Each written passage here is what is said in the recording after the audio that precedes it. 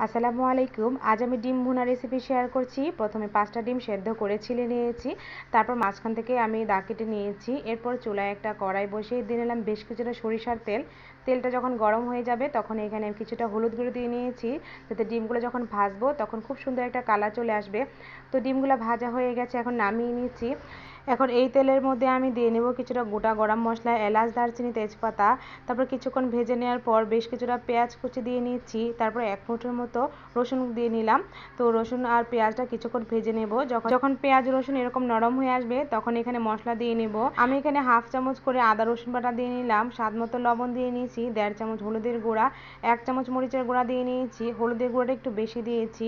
তারপর 1 চামচ জিরা গুঁড়া দিয়েছি, হাফ চামচ ধনিয়ার গুঁড়া দিয়ে আমি কিছুক্ষণ খুব ভালো করে ভেজে নেব। আর আজকে ডিম ভুনাটা আমি পানি ছাড়াই করছি। ভালোভাবে ভেজে নেওয়ার পর ডিমটা দিয়ে নিলাম, আর ডিমটা দিয়ে আমি আবারও 10 মিনিট ভালোভাবে রান্না করে নিলে কিন্তু আজকে দারুণ স্বাদের ডিম ভুনাটা একদম রেডি হয়ে যাবে।